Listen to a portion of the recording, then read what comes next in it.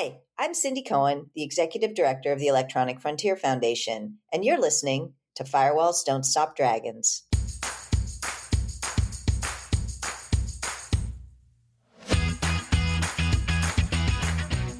Hello, everybody. Welcome back to Firewalls Don't Stop Dragons. I'm your host, Kerry Parker, and today we have episode 480 for May 11th, 2026. I've got another fantastic interview for you. An amazing woman named Cindy Cohn, who is the head of the Electronic Frontier Foundation, and before that was a litigator for the EFF and has been there 25, 30 years, something like that, and just wrote a book called Privacy's Defender about her 30 years fighting for privacy. It's a great book. I highly recommend it. And it gives you a real insight into what groups like the EFF do for us, fighting for our rights. And they have been part of consequential decisions that have affected all of our lives. And we're going to talk about some of those today with Cindy. And I'm so glad to finally have the chance to interview her. She's such a nice person, and she has an amazing wealth of knowledge. So I'm very much looking forward to you hearing this interview. And so before we get into this, there are a couple terms that I throw out actually without defining them. So I'm going to do it now so you know what I'm talking about. First of all is FISA, that's F-I-S-A, or the Foreign Intelligence Surveillance Act. It was originally passed actually in 1978 in the wake of the abuses of the Nixon administration. And later, 2008, I think, is when Section 702 was added. And that kind of formalized the program that effectively allows for quote-unquote incidental surveillance of U.S. citizens if they were communicating with targets outside the U.S. So, you know, if somebody in the U.S. is talking to somebody in a foreign country and we think that person in the foreign country is doing something wrong and we want to tap their conversations, well, you're also going to get the conversation with the U.S. citizen, which you're not supposed to be able to do. So this new section of the FISA law basically explains what the legal framework is around doing that, and it's gotten super messy. This is the thing that is supposed to expire in about 40 days, maybe a little less than that now, that they have not been able to pass in Congress for good reason, and it really needs a serious overhaul, some major reforms, and we're finally fighting for those things. It's supposed to expire every so often, and every time that expiration's come up, it's pretty much been rubber stamped. Anyway, sorry, that's getting into the weeds a little bit. But one more thing I throw out is FOIA. That is FOIA, or the Freedom of Information Act, which is actually older than FISA. It goes back to, I think, 1967. And that is the thing that allows you as a citizen or a journalist to request public records from your government. And that's how we've honestly exposed a lot of things. A lot of journalists have found things by using Freedom of Information Act requests. Something you could do if you want, and something I want to do myself. I've been telling myself I'd like to try that process out because anybody could do it. And by the way, 404 Media actually periodically does a FOIA request tutorial. I think you can even find them online. So if that's something that's ever interested you, you can check those out. Okay, anyway, one last thing. Toward the end of the interview, Cindy was at a hotel somewhere and there was a siren in the background. I know personally that when I'm listening to a podcast while driving and I hear a siren in the background, it kind of freaks me out. Like, do I have to pull over my car because there's a cop coming or an ambulance or something? Anyway, if you're not sure, pause the audio because there will be a sound of a siren in the background toward the end of the interview. All right, that's it. That's all the setup. Let's get to my interview with the amazing Cindy Cohn.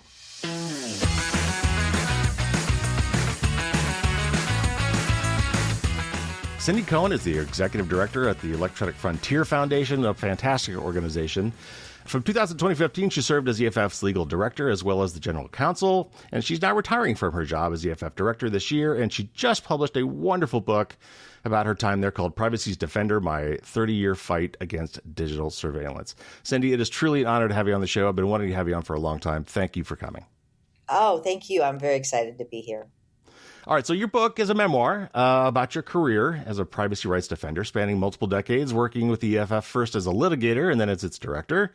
It focuses on like three major cases, legal cases. That's kind of how you structure the book, in which you kind of perfectly frame some of the key issues around privacy and online rights. There's the right to use encryption, exposing the NSA mass surveillance programs, fighting the gag orders referred to as national security letters. And then while telling all these stories, you weave in several aspects of your personal life and relationships, making it, of course, a memoir. So anyway, the Bernstein case, the encryption case is what started it all for you. And so I know you've discussed this in probably every single media appearance for this book, but let's do something different here. Let's invoke a little Frank Capra. What would our lives have been like if you had lost that case? Assuming we never fixed that issue, what might the internet be like today? Yeah, I think it's a really good thought experiment, right? Because I think sometimes we're bogged down in all the ways the internet isn't private and isn't secure right now. And so it can be hard to see what it might have looked like if we hadn't at least got the foundational freeing of encryption done. And I think there's a few things. I actually think there's a chance that the internet would have kind of remained the plaything of hobbyists, right? Rather than actually the kind of thing that's embedded in our everyday lives. Certainly, it wasn't possible to really have commerce online, to buy things online, or donate to charities, or do any of the things that now we kind of routinely do online, banking online. Any of that wouldn't have been possible if we hadn't freed up encryption. But even aside from that, people build businesses. They work with people across great distances to kind of develop ideas, think things through. They need privacy and security to do that. Legally, we think about it in the context of things like trade secrets and confidential information. But basically, people need the right to have a private conversation in order to do many things. Some of them personal, some of them professional. And I think if it was always the case that whatever you did online could be instantly available to any malicious person who wanted it and routinely swept up by third parties who were trying to target us. That already happens. It would be much worse if we didn't have the possibility of encryption.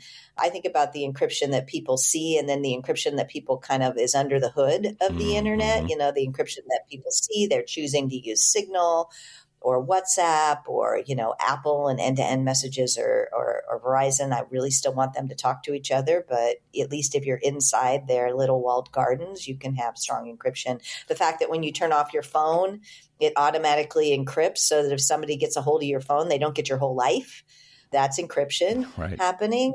And then when you type in to go to your bank, HTTPS, mybank.com, you can feel pretty confident that you're actually going to your bank and not to some place, some third party that's hijacked your traffic. That's because of some of the encryption that's happening kind of under the hood of your browser that EFF and a bunch of other folks have helped deploy through an organization called Let's Encrypt that helps make sure that you get the S in HTTPS as the default, not a kind of, nice to have add-on sometimes, which is kind of what it was when we started that project. So all throughout what we do online, there is encryption helping us along the way.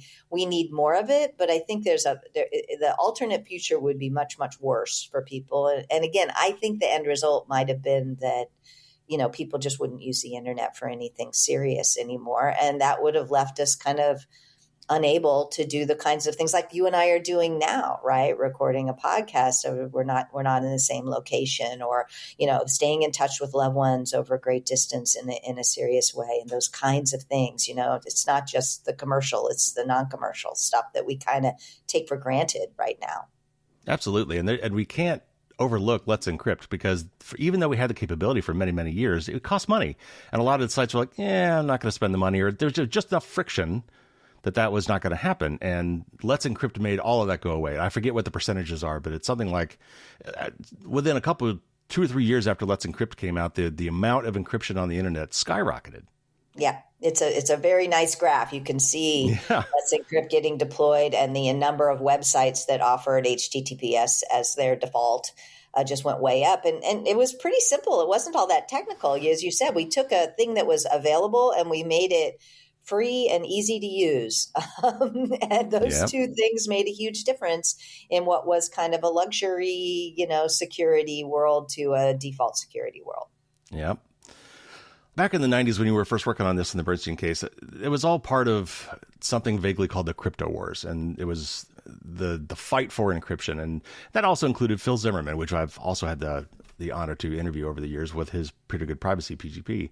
But it really feels like it's all back again. Like we didn't learn what we were supposed to have learned when that happened. Like Crypto Wars 2.0. So, some countries are still trying to ban the technology outright. We still haven't gotten past that.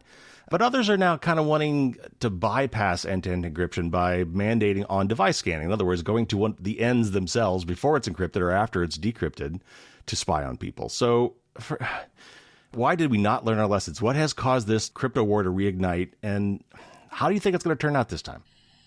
I mean, I think that the power of encryption and the need for encryption will ultimately win. Even in the 90s, the government was claiming, oh, well, let's just use a backdoor that only good guys can use and that bad guys can't use, right? There was a thing called the Clipper chip that they wanted everybody Clipper chip, yeah. to use. Yep. And my friend Matt Blaze, who I was just actually on a panel with yesterday, kind of demonstrated how easy it was to break the Clipper chip and kind of ended that little story that they were telling about, I think that law enforcement's interest in making their job as easy as possible never goes away. They always want every possible tool. The entire Constitution, I would argue, was written as a set of, actually, you can't go this far because there are people's rights at stake in the First Amendment and the Fourth Amendment and a lot of the laws. And I think that law enforcement, especially after 9/11, has really gotten used to the idea that they get whatever they want as long as they can demonstrate that somewhere, somehow it might make it easier for them to solve a crime. And I think as a society, we've kind of lost the ability to evaluate the costs and benefits of these requests. And again, it's not just in the US. You're right. We're seeing it overseas as well. It's actually even worse in the UK and Australia right now. And I think it's because again, law enforcement never goes away. They always live to fight another day. They always come back. Their wish list doesn't really change. Their story about why they need their wish list changes depending on what the public's attention's about. Right now, it's a lot about children and harms to children. But it was terrorism for a while. It's sometimes it's porn, child porn. It really the problem moves, the answer doesn't, that the government demands. And, I just think that there's always going to be a push and pull between what law enforcement wants and what we as a society should give them. I think that we won a pretty big victory with all of us being able to deploy encryption, but I don't think this push and pull will ever entirely go away, at least not until we really have a set of pretty firm no's out of society that we really like. We recognize that you can't build a backdoor into the security of systems that only the good guys can use. Right. And I like to use this analogy. I mean, your audience is a little more technical than others, but when I'm talking especially to a non-technical audience, I say imagine that, there were some break-ins in your neighborhood and the cops came to your front door and they said, hey, we really need to catch whoever's breaking into this. So would you leave your back door open so that in case you're a bad guy, we can get in more quickly and discover, that you're the burglar. And you would say, get a different way to learn how to do your job better. You're going to make me unsafe, not only from you and excesses that you might have, but from the actual bad guys out there. This is a really dumb way to think about solving crime by making everybody less safe. But that's effectively what every single version, and they've done so many versions of, backdoor, side door, client side scanning, blah, blah, blah. It doesn't matter which way they come up with it. That's essentially the deal that they're trying to get us to buy into. And I just think that the answer has to be, this is not the only tool in your toolbox. We live in a time when law enforcement has unprecedented power. This is a bridge too far. Well, and we're going to talk about this later as far as where the kind of power imbalances that creates as well. But I think there was one of my theories about all of this is after 9/11, there was this attitude of never again. I think a lot of law enforcement and intelligence agencies feel like they got caught off guard. And these people are charged with protecting us. So that I think we need to be looking at this at the higher level, including our people that are in law enforcement and intelligence agencies, that what kind of world would that be like? Sure, if we had 100% surveillance, we could stop more crime. It wouldn't be 100% of crime because a lot of crimes that happen anyway, crimes of passion and other things like that, terrorist attacks will have, what would that world be like to live in? It wouldn't be worth living in. So that we have to find that balance. And I think we're struggling. Do you agree? I think that that's right. And, I think the other thing is that, I think you're exactly right that after 9/11, there was this never again idea. But there was another thing that happened after 9/11. I think that was really it's pretty audacious, actually, from my perspective, which is, law enforcement said that the problem was our rights, right? That the problem was that we had too much privacy. Well, the 9/11 Commission actually looked into this theory, right? They did not find that the problem was law enforcement wasn't able to do the investigations that it needed to do to uncover this horrible, horrific plot because of our rights, because of privacy rights, or the distinction between national security and domestic surveillance, or any of the other things that they immediately came out and said, this is why we need the Patriot Act, is because of our privacy is getting in the way of law enforcement. Well, we actually had a blue ribbon panel take a look at it. The problem wasn't our rights. The problem was those people paid no attention to the signals that did not meet with their previous ideas, right? This groupthink idea that they get a story in their head. I mean, Bush was told Bin Laden is, aiming to strike inside the U.S. and he just couldn't take it in because it didn't fit his mental model. Yeah. And so, to me, the audacity of the law enforcement and National Security Administration blaming us for their own failures it's really kind of sad, but also scary, right? Like, our rights weren't the problem, but yet they sold the American Congress and both above the board and secretly, that the problem were our rights and that they needed to be able to surveil everybody better in the future in order to stop a terrorist attack, when they had plenty of information if they'd just taken it in beforehand. So one of BFF's goals is, as you've stated, is that when you go online, you want your rights to go with you, which is fantastic. But given that the Constitution and the Bill of Rights were written over 200 years before the internet was even a thing, certainly, where have we struggled the most to translate our rights from the physical world to the digital world? And two things immediately come to mind is, first of all, is search warrants. Like, if you get a search warrant for a computer or a smartphone, is that meaningfully limited in scope? Like when you get a search warrant for a house or a building, it's like, this time, this place, these rooms, I'm looking for these things. If you give someone their phone, it just seems to me like they just have access to everything. And then the other one, of course, is that digital data comes with a lot of metadata, things that weren't really quite, we talk about envelopes and letters and things, but there's so much more metadata in the digital world now than the founding fathers ever could have imagined. So when you say you take your rights online, how hard has it actually been to translate real world stuff to digital world stuff? The fights are still ongoing. And the second one you mentioned is really one that I've spent a lot of time focusing on, which is this metadata data distinction, which, again, we inherited that in the digital world from the non-digital world, the envelopes and stuff.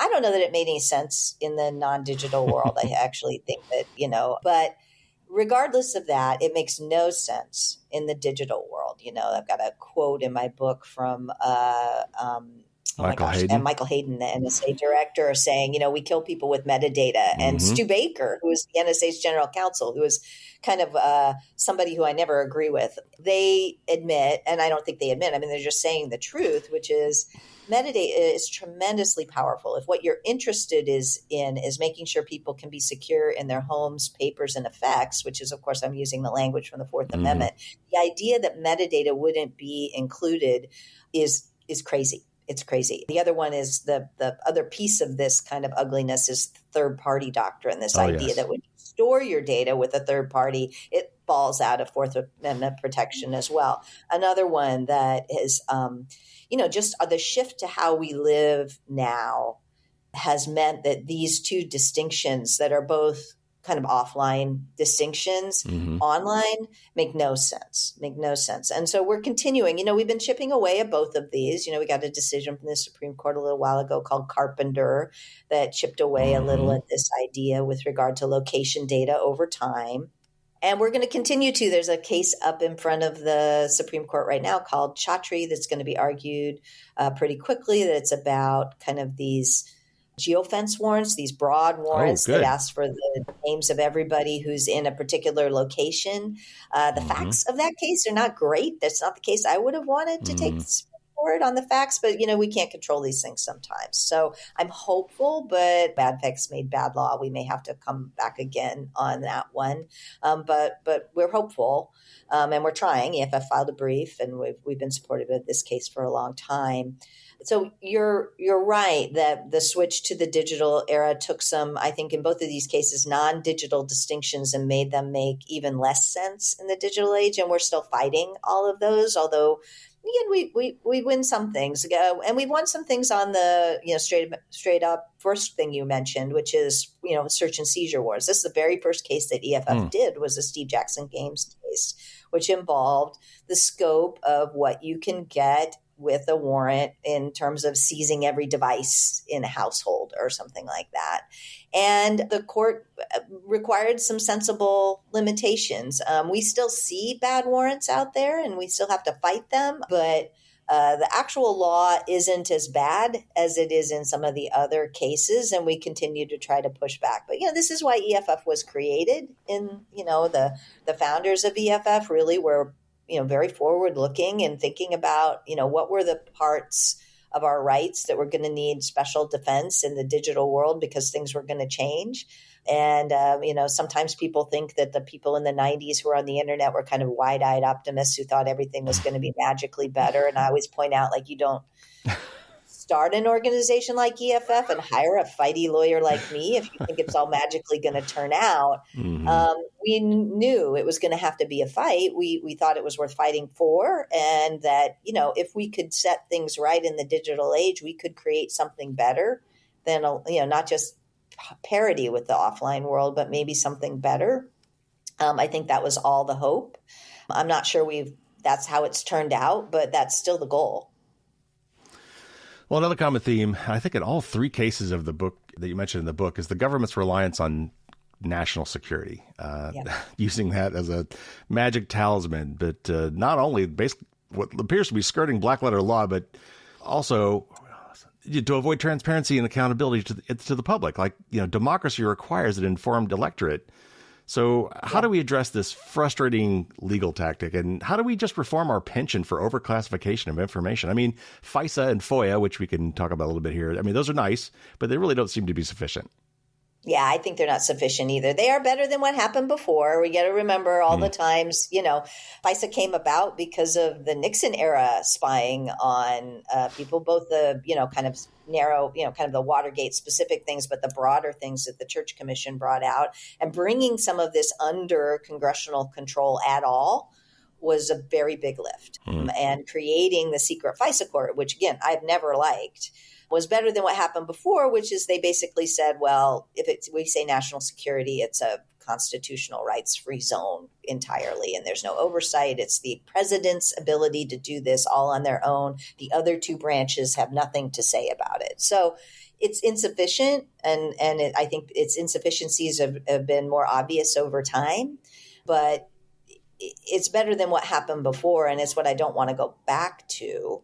So I think that we need to do more. And, I will tell you that, the biggest piece of unfinished business for me is these national security holes that we poked into our rights in various places. The state secrets privilege, you mentioned the classification stuff, the limitations of FISA.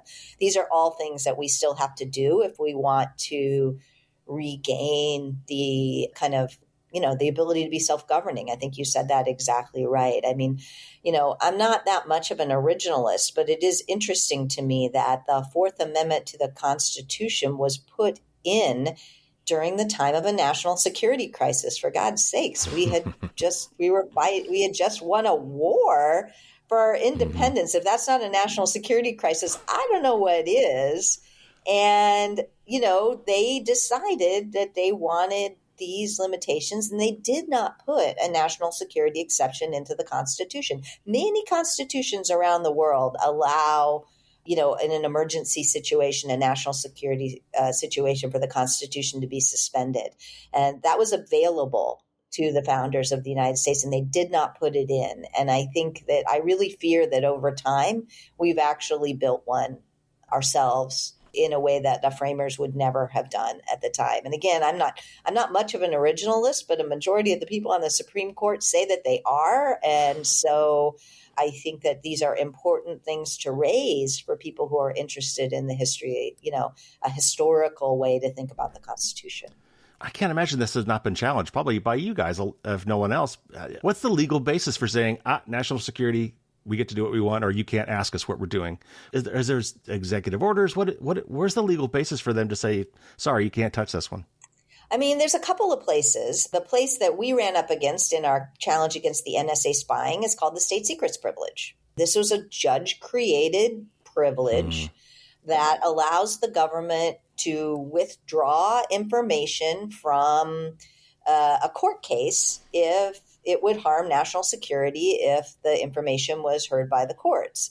And the Supreme Court, after, there's lots of pieces of the FISA law that I think make this interpretation wrong, and that was what we argued in the case. But ultimately, the Supreme Court said that the state secrets privilege wins. And then once you have to remove enough evidence from a case, the whole case, you can't win your case. And ultimately, what they said was we couldn't prove standing. We couldn't prove that our clients were impacted by the mass spying that the government admitted impacted tens, if not hundreds of millions of Americans, involving the nation's leading telecommunications carriers. They said all of that, but we can't identify which telecommunications carriers without violating the state secrets privilege. Friends, let me tell you, we have two in the country, right? So it's not like it was a hard thing for people to guess which major telecommunications companies were engaged in the mass spying if you are talking about hundreds of millions of Americans.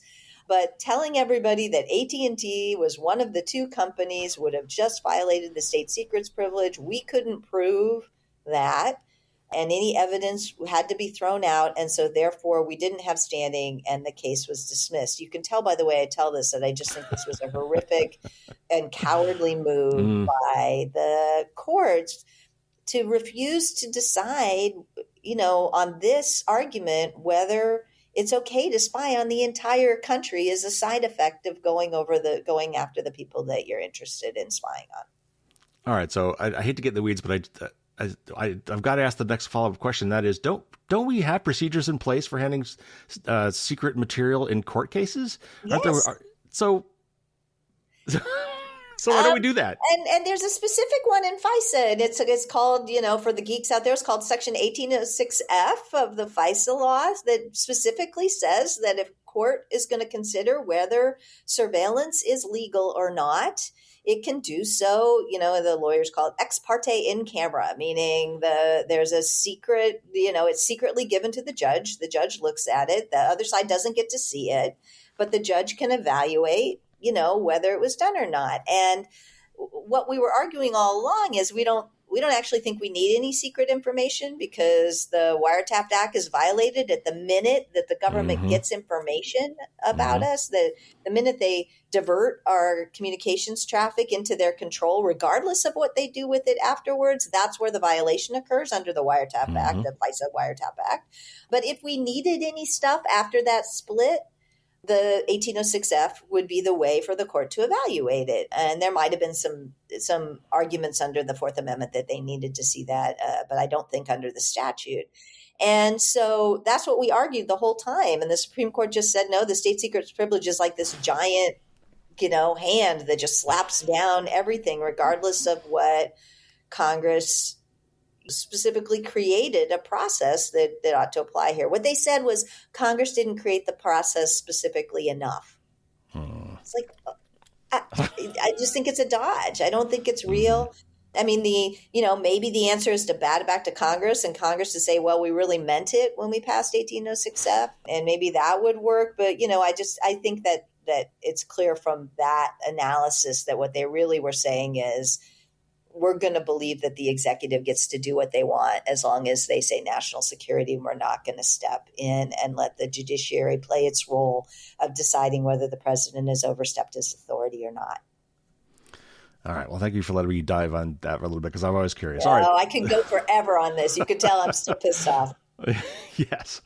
All right. So I really loved Carissa Felice's book, Privacy is Power. It's a fantastic book. I recommend it all the time. And there's a sentiment that you echo in your book as well. But I thought it was really interesting that you drew attention to the need for and the use of encryption by the founding fathers, which we talked about a little bit already. So how does diminishing our privacy also curtail our power, like individually and collectively?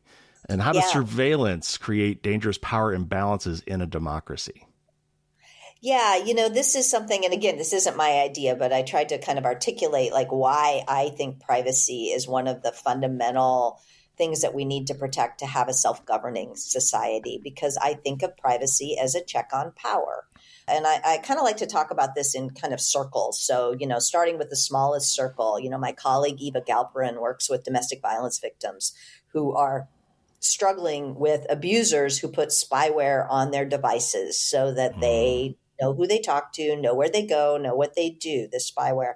And why do they do that? Well, they have more power over their victims, and they know that by spying on them, they will be able to limit what their victims can do to get away. And these people need privacy in order to literally often save their own lives and their children's lives and get out of a more powerful person who is literally living in their houses. So that's kind of, from the house size to the corporate size, we're beginning to see that companies knowing so much about us and what we do, which was sold to us as, we're going to get better ads, is being used against us in some pretty dramatic ways, like price discrimination. How much we pay for things is increasingly personalized based upon them trying to maximize how much we'll pay for something based on how desperate they think we are for the thing, because they know all this other stuff about us. This is a situation in which the companies have more power than us because they know more about us than we know about them, and they're doing pricing accordingly. I just saw a news story a couple of weeks ago that employers are using the massive amount of information about potential employees to decide how much to pay them based upon how desperate they are for a job, right? So you're going to get paid less because they have more power than you, because they know more about you than you know about them, and your negotiating power is going to go away. And then the place where I've spent most of my career is us vis-a-vis the government, where, let's start with where privacy is kind of already baked into our system, which is the secret ballot.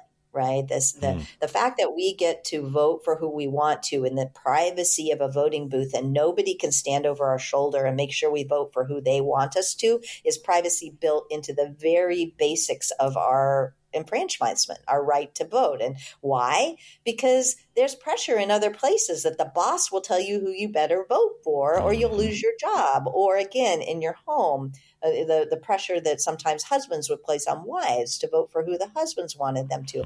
A fundamental part of us gaining power as voters in a democracy is the secret ballot.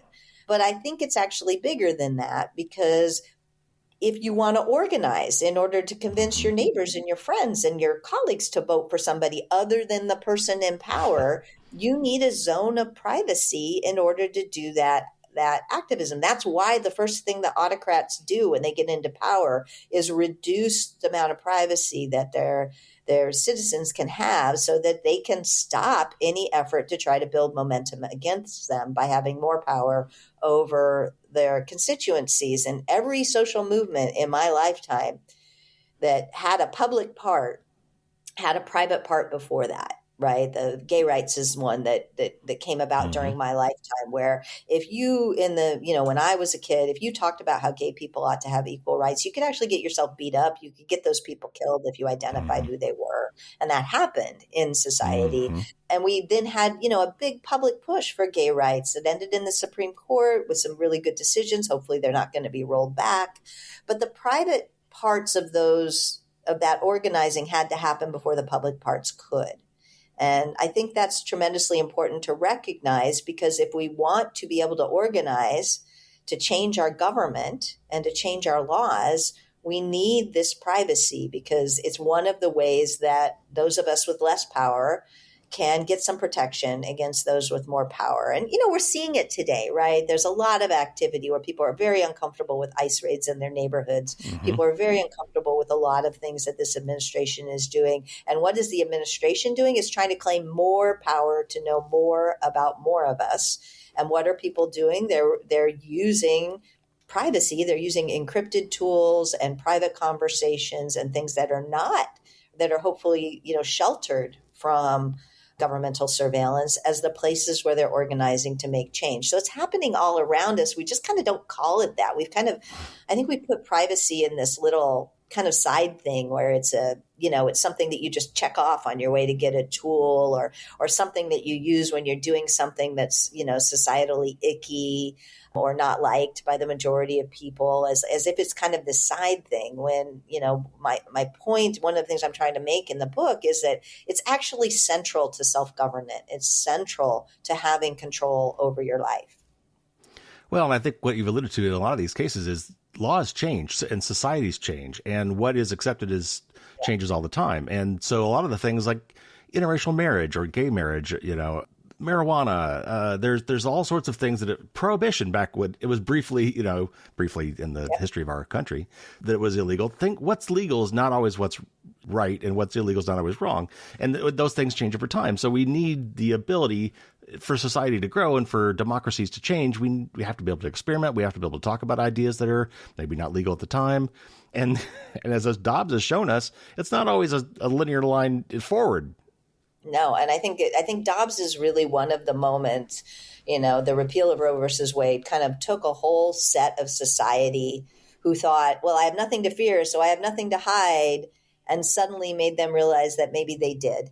And that maybe this targeting that they thought was only going to be for, terrorists or others or, Muslims kind of traditionally after 9/11 suddenly reached a whole other set of people. And the aperture, you're right, the aperture of who got targeted moved pretty dramatically and expanded pretty dramatically in terms of sheer numbers of people. And I just think that we're living in a time when that keeps happening. And so even if you think you're somebody who has nothing to hide or nothing to fear today, I don't think you could feel safe that aperture isn't going to move and affect, if not you, people who you love, people Right. in your community. Privacy is a team sport. Like, who's in your contacts? Because it's not just you. You think you're making an individual decision based upon your own risk, but you're actually making a decision about the risk to all the people who you care about and who could be tracked through you.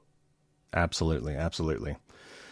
Okay. So I forget if you said this in the book or if it was one of the recent interviews you did that I caught, but you expressed that you felt like your role was often being a translator. First of all, I've often described myself in similar ways, so there's some validation in that for me.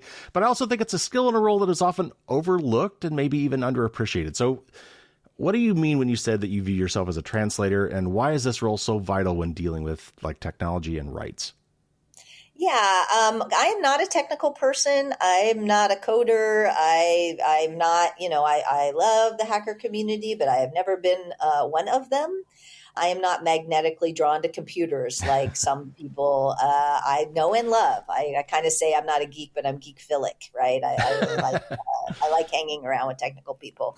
But, as what was happening in the technical world is increasingly impacted by laws and law enforcement and things in the other world, I think that because I wasn't from the technical world, I really had to sit down and listen to what technical people were telling me about what they were doing and why.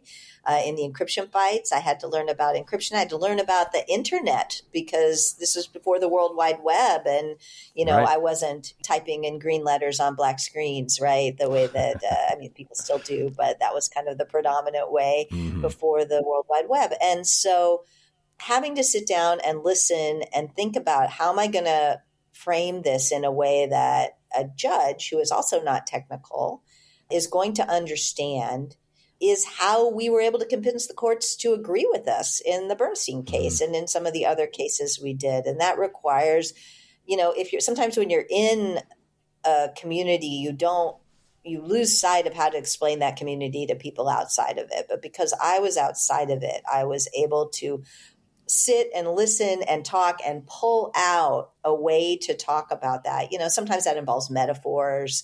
Sometimes that involves kind of breaking it down and only talking about the key important pieces that a judge needs to know as opposed to the whole thing. Right.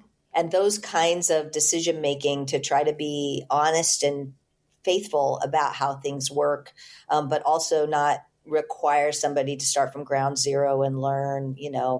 I often say that, and I say this sometimes about my husband, that like, I just need to know how to change the oil. I don't need to know how an internal combustion engine works. Right. Yeah. And I love technical people and they want to tell you all that stuff. And so sometimes being a translator means that you're kind of filtering through and trying to figure out what are the most important pieces to tell in order to get the story understood by the people who need to understand it. Well, I think that's a role that's really important. We need more people like that, I think, especially when we talk about legislators. I hope they have people on staff that do that for them.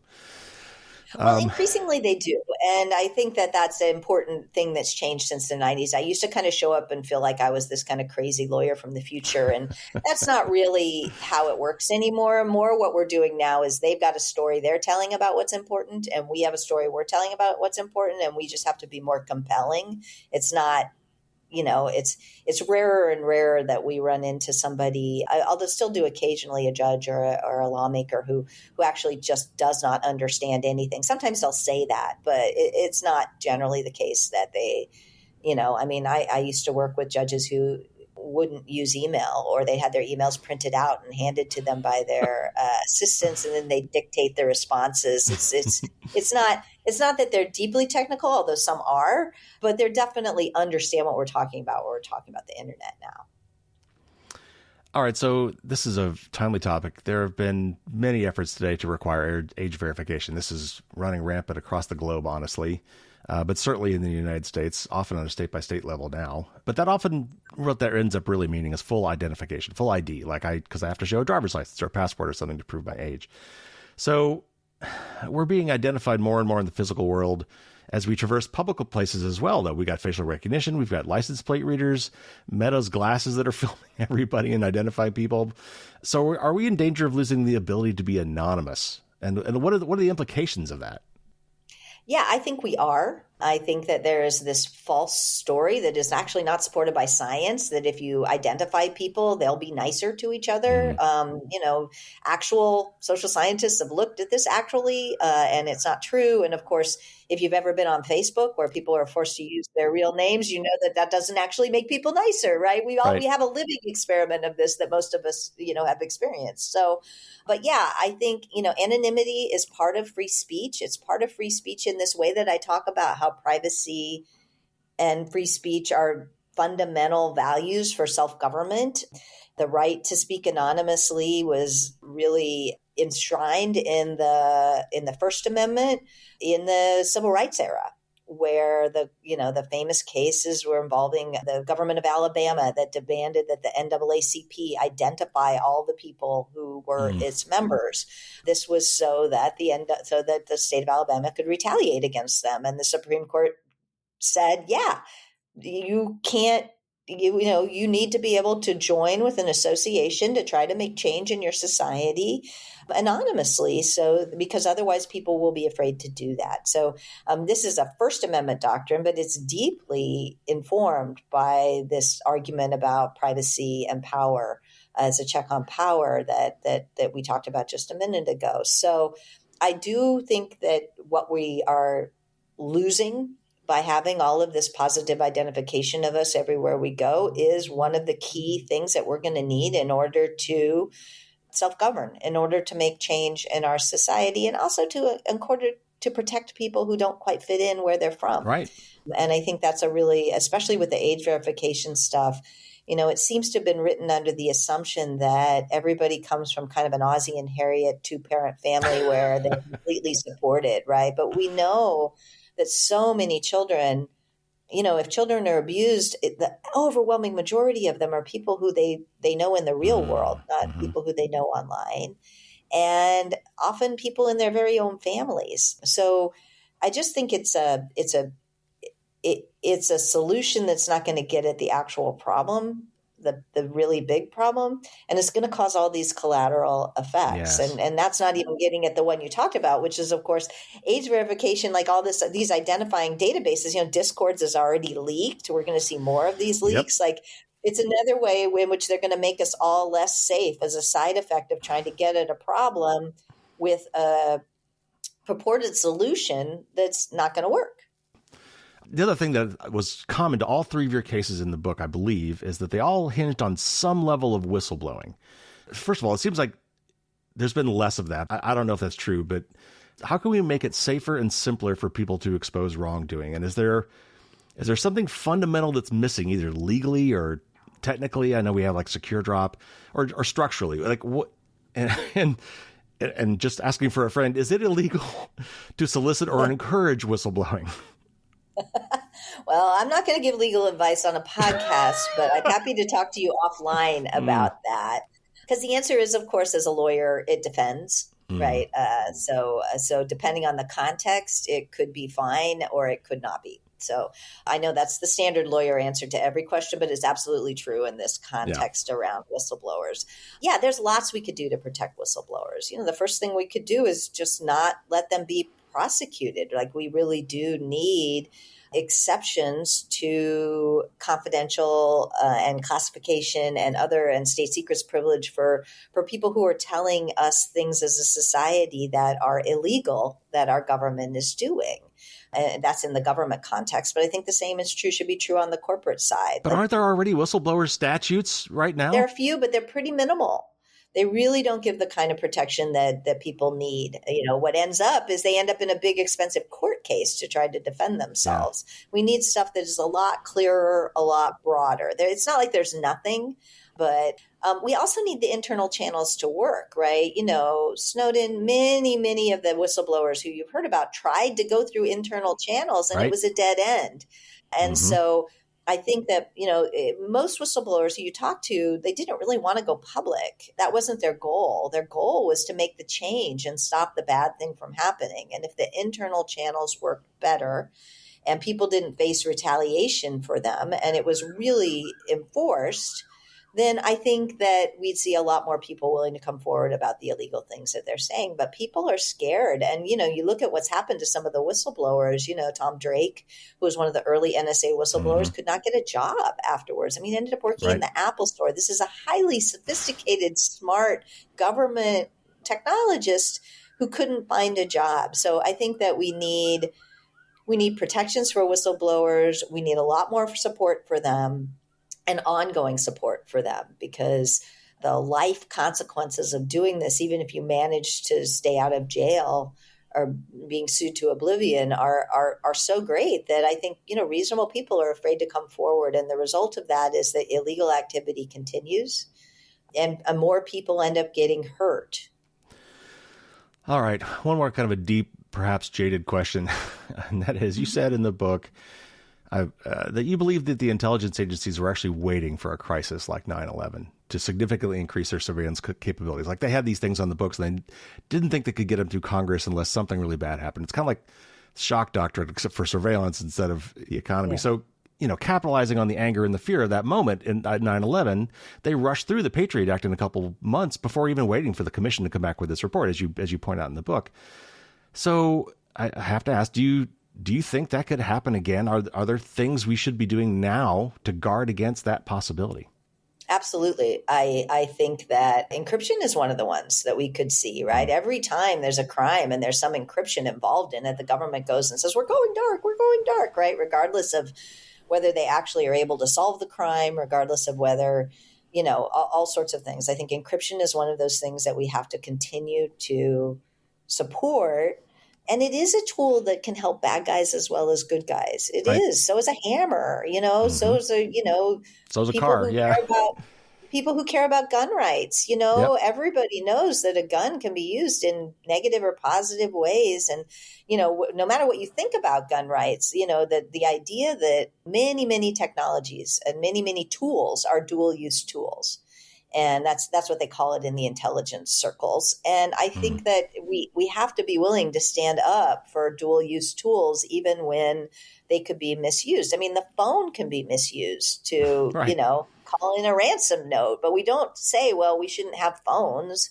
And so I just think we need to bring common sense to this, but we need to continue to educate the public, because the demonization of hackers, the demonization of encryption, these kinds of stories we hear over and over and over again. And I think it's important for people who know the truth to really stand up for these things and be clear and honest about defending them when they come under attack. That's the best protection we have, is that culturally it's just a non-starter to come after encryption, to come after other kinds of things. I think that's always on the low-hanging fruit thing. And again, I don't know that the intelligence agencies are evil. And they certainly, I would never argue that they wanted these kinds of attacks to happen. Right. Oh, sure. But Yeah, I agree. Yeah. have an agenda. And, there's a famous quote from somebody, never let a crisis go to waste. Right. Yep. And they are absolutely ready and able to push forward their agenda based on today's headlines. And I think we have to be wise to that. And we have to kind of rise above the initial moment where we might be aghast at what happens to realize the bigger implications of what they're trying to do, because they're always playing the long game. I was kind of hoping we'd learn all this after the Snowden revelations, like that, and especially since we'd had some time to think about 9/11 at that point, and the Patriot Act was quite old at that point, and yet I still don't think that we've quite learned our lesson, and it just feels like it's going to have to get much worse before we learn the lesson. I'm worried that the next major crisis is just going to devolve into even worse surveillance and things like that, because we haven't internalized the notion that, as we've been talking here today, that privacy is power, and democracy needs some privacy, and all these things we've talked about, these bigger 30,000-foot views of how important these things are, and I think we're just in danger of losing that in the next crisis.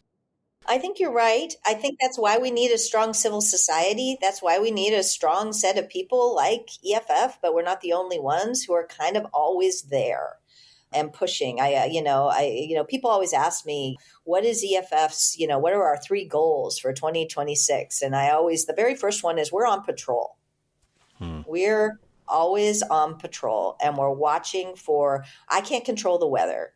I can't control what's going to happen, but I can always be there to push back when we see these kind of moments happen and people there. And so, and again, so many in your community are really strong EFF supporters. And I guess this is my way of saying thank you.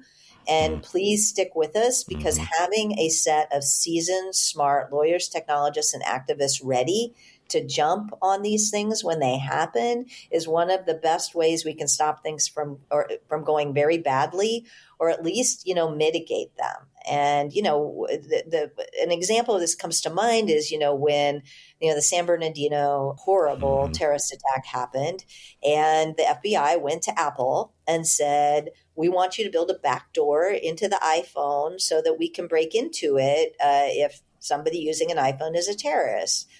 Apple said, no, we're not going to dumb down the security for everyone, because that's a real problem. And the first call that they made, or one of the first calls that they made, was to us, because they knew we were there and we would stand with them and we would help marshal public opinion on their side, even as the FBI tried to show that they were, soft on crime.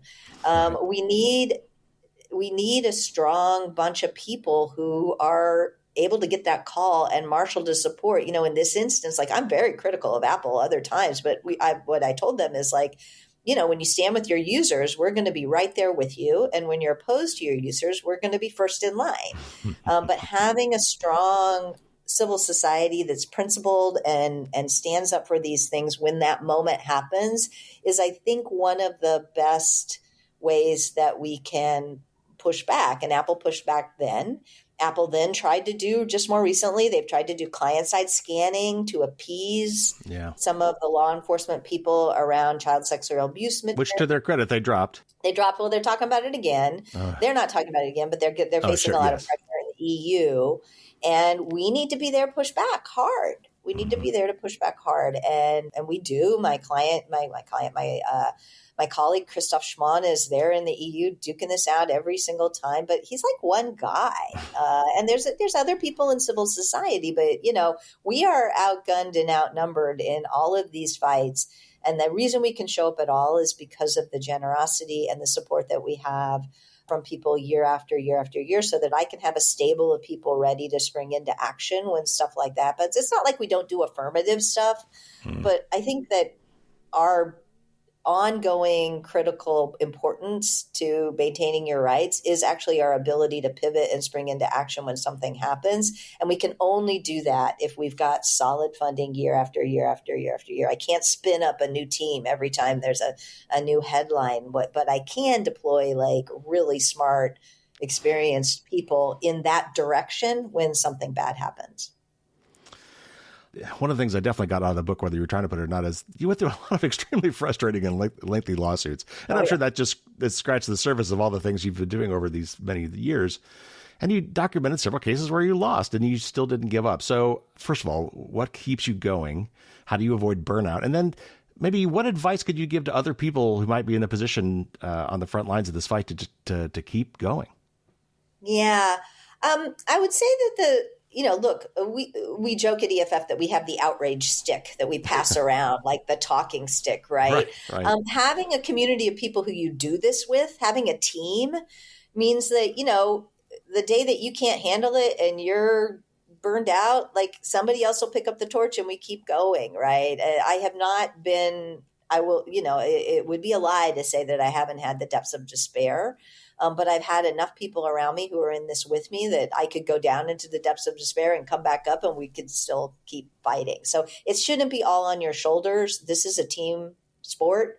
And that's one of the ways that I'm able to do it for the long run. I talk about that quite a bit in the book, but I also talk about the kind of stuff that I've put in my life to be able to have a space where I can put down the armor and go do something else where I'm not in charge and I don't have to be fighting all the time. And, for me, I talk a lot about my community and the music kind of stuff that we do, everything from going to concerts to kind of, sing-alongs and things like that, where I just am not in charge and it's got a whole other part of my brain that gets to be there and go and recharge. And those friends who I adore, they're not part of the fight with me. They're people who do other things that are awesome and fabulous and not in the fight. We have a good community of people in the digital rights community, but having a space where I'm not her, where I'm not Cindy Cohn, the executive director of EFF, where I can recharge is how you do this for the long run. I think the other thing, I focused on 3 sets of cases and I wanted to be honest about how this works in fits and starts and chipping away at things. But in between this, EFF did lots of other things where we won. And I kind of used to layer in sets of other cases that were smaller, shorter, and easier wins. So while we were doing these big, long fights, we were doing cases like, protecting John Doe anonymity, online speakers who had somebody get mad at them and try to reveal their identity. And we worked hard with a coalition of other people to raise the standard for when they could de-identify you to, they have to actually prove you, maybe not prove to the end of the case, but at least say you've done something wrong and assert it in a way that was legally justified to a judge before they get your identity. So these cases, while I wouldn't say they're easy, they're short, and we actually were winning them. So we would kind of layer in these little cases where we could, feel we could really win. And there's tons of them in the Digital Millennium Copyright Act and other kinds of Computer Fraud and Abuse Act stuff, some of which, are hard, but some of which are really easy, where we just stand up for a hacker and we get them able to publish their work. And layering those in among the big, long, hard cases is also one of the ways that you can kind of keep doing this for the long run. All right. So how about for the general audience, and not just maybe my listeners, but maybe the people they know that could pass this along to? What is your general advice to all of us as consumers and citizens, collectively and individually? How can we be helping you and helping ourselves with these sorts of fights? And then what's it going to take to clearly and permanently enshrine privacy in law? We can't seem to get there. I mean, it takes Congress with backbone and willingness to say no to law enforcement. I mean, that's what it takes. You could write, it's not hard to write a comprehensive privacy law and a requirement of a probable cause warrant before law enforcement gets access to information by us or about us, metadata, non-metadata. You could write it. It wouldn't be you could enshrine it in the Constitution too, but that's kind of even harder. The easier thing would be, to have something like the Wiretap Act for the digital world that was updated, serious, and broader. We could do that, and we could pass a comprehensive consumer privacy law that outlaws the surveillance business model that basically says if you collect data from people for one purpose, you can't use it for another purpose, and you can't get that taken away with a click box, right? Which is that's what happens now. It's all Yes. Yes. secondary uses of data. And I think if we did those two things, require a warrant for law enforcement, block secondary uses of data, we could go a long way to not only regaining our privacy, but actually solving some of the other harms that the surveillance business model creates. So I think those are just two little easy steps that, I'm not saying they're easy as a political matter, but they're actually Right. not hard in terms of we don't need, there's many ways to get there too. There's no shortage of ideas about how to get to the right end state. What we're missing is the political will to do it. And that's how we get. So I answered your second question first. Well, I think that leads to the first one, because to me, the way I see it is that the incentives are all wrong for both our Congress people and for law enforcement. They love this data.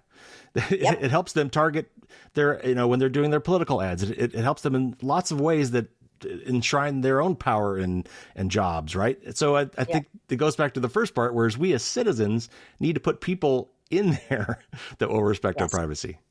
Absolutely. EFF can't be involved in electioneering because we're a 501c3, but you should think hard about who you're voting for, and also organizing for change and being involved. There are local groups all across the country that are working on various aspects of this problem.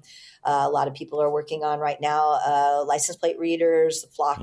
Anti-flock stuff. There's local groups all across the country that are working on that. There are people who are working statewide at dealing with lots of these kinds of issues and pushing back on them. So whether it's local, we've seen amazing work by people like just convincing their local HOA to not put in license plate readers, all the way up to cities and states and all the way up. I mean, I do think Congress is a bit of a mess right now, so that might not be my first target. But if we can start something and it becomes normalized, it's a lot easier to convince Congress to do it.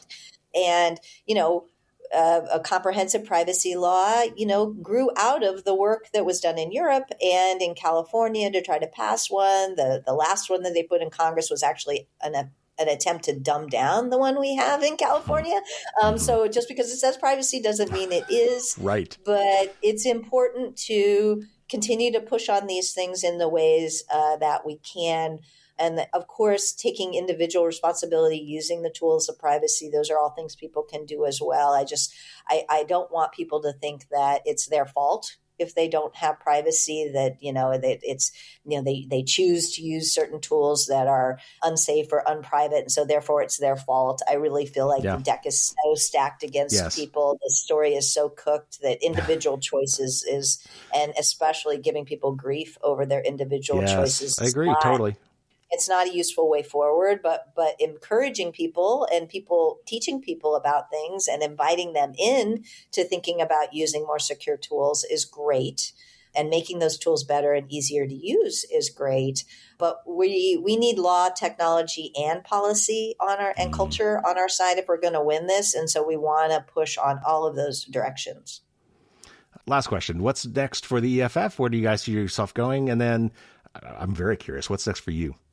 Yeah, so I'm going to be leaving EFF probably sometime this summer, and EFF has picked a new executive director. Her name is Nicole Ozer.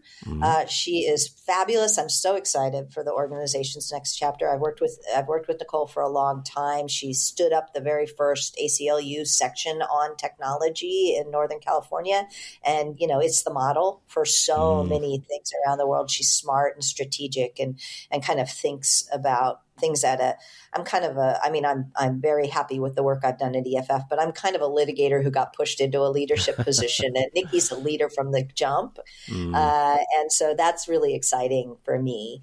And, what are we going to do? Well, there's a whole new set of privacy and other issues that are coming with AI. We're in this deep inflection point, like kind of where EFF was in the 90s, where masses of people are beginning to use and have experiences with a set of technologies that kind of were not available to them, but that were existing on the side. So there's a whole lot of really important and interesting questions about how we as a society want to use or not use AI and what Yes. systems. And I think that we've done a lot of this work, but it's kind of been in the pieces of our other work. Facial recognition is an AI technology. Lots of these things are, but I think we're going to start you're going to start to see us address some of this stuff more squarely, as opposed to kind of in the other pieces of our work. I think that's something that we're going to do. And we're going to keep pushing on mass surveillance. We're going to keep pushing on all the other things. I mean, the issues that it's one of the things, EFF has grown a lot over the last few years. And that's because the issues that we work on, like, they never go away. We just keep adding new ones. Like, it's never like we get to drop something, if you'd have told me in the 90s, we'd still be fighting over encryption now, I wouldn't have believed you. So we just keep having to get bigger and bigger in our mission and handle more and more things. And even as we don't really ever have the luxury of dropping things entirely. So that's a struggle. Somebody who's trying to continue to raise more and more money for the health and well-being of the organization. But I think that that is 'twas ever so, and our community has always shown up and said, we want you to do this new thing, and here's support so that you can. And those two things are really important, that they go together. So I think EFF is going to continue to rock it. We are the biggest and oldest digital rights organization. I think we're going to continue to do that for the future. For me, as you can tell from the book, I really like being in the thick of the fight, and being the executive director. You kind of get further away from that. You end up in kind of more the administrative care and feeding of other people, and that's a really important role. But if I'm at a place in my life where I can step down and leave EFF in good hands, I want to get back into the fight. And I'm not quite sure what that looks like now. I'd love to be a staff attorney at the Electronic Frontier Foundation, but having been the boss for a decade, I don't think that's fair to the team. So I'm looking around for other opportunities and talking to a lot of folks. But as I told the staff when I announced that I was stepping down, I don't think I'm done suing the government yet. And you always wear the shirt that says "Let's sue the government," which is fantastic. I did wear it today. It's like the first. I made them give me 3 of them because I like it so much. I just keep wearing it. So. Cindy, this is fantastic. I've been waiting for this interview for a long time. Thank you so much for coming on the show. It was so good to talk to you. And thank you for everything that you have done personally and, of course, with the EFF. Oh, and we certainly love the work that you guys do on this podcast and that you do. So it's just a love thing. Thank you so much. And thank you for your kind words.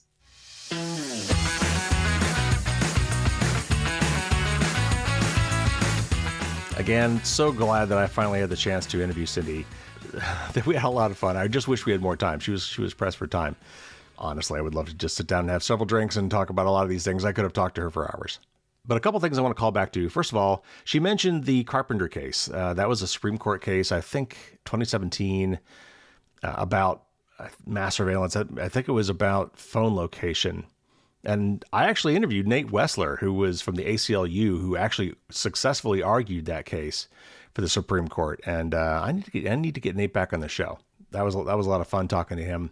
That was a big time case. And again, Cindy's book talks about 3 really big cases and several other more minor cases that really lays out a lot of the key battlegrounds on digital rights. So anyway, a great book. You should definitely pick it up. We were talking about whistleblowers. I asked Cindy, to what extent you can encourage whistleblowing. And so let's just say I'm not doing that here. However, if you're curious, there are ways for people to report things anonymously and securely and privately to big, media outlets. If you want to shed light on something, if you see something going on and you've gone through the normal channels and can't seem to get it fixed, there are ways you can share information. And one of them is called Secure Drop. Micah Lee, who I've also interviewed, had a hand in creating the initial versions of that. But if you go to the Secure Drop site, I'll put a link in the show notes. You can find out more about what it is, how it works, and they actually, like, different media outlets, like, for instance, Washington Post, will host their own Secure Drop site. And that is a way for whistleblowers to provide information, potentially, to investigative journalists. And one more thing I'll just put out there is the EFF, the Electronic Frontier Foundation, is a great organization to donate to on a regular basis. I've been sending them money every month for years. And these people do great work, and what allows them, as Cindy said, to do this and to plan for it and to be ready for the next big thing that happens is to be able to keep people on staff ready to go, to be on patrol, as she said. And while, one-time donations are great, having regular donations that they can count on allows them to do that kind of planning. Now, of course, there's other great organizations too. If for some reason the EFF doesn't float your boat, there are lots of other great organizations out there. It's one of the easy button ways for you to make a difference. But if you don't have time or feel like you don't have the expertise to be effective yourself, there's several groups out there already that have really smart people that are doing really great work every day on your behalf, whether you donate to them or not. But this is a way for you to make a difference in this world, is to help give money to those people who are already fighting for your rights every day. I usually do a give thanks and donate blog article around Thanksgiving every year. You can find it on my website. So if you go to Firewalls Don't Stop Dragons and search for that, you can find some other organizations maybe as well. But EFF is always my go-to.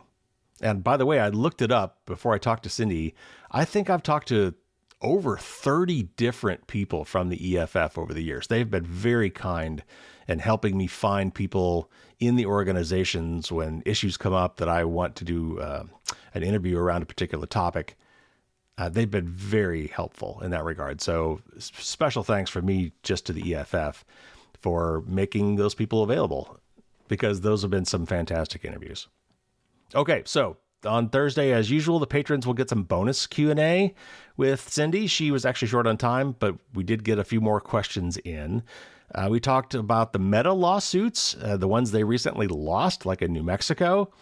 And while we always love to see Meta lose a privacy lawsuit, I was a little worried, honestly, about how those lawsuits were decided. And so I asked Cindy about it. Turns out she had some concerns as well. And then we also have a little lively discussion about Section 230 and its applicability in cases like this. So, patrons, you will get that bonus content as usual on Thursday. Coming up, we've got some other great interviews. I've got a really interesting panel discussion interview on employee surveillance, as in by employers, with Jan Rosenfeld and Jody Daniels. That will be coming up next.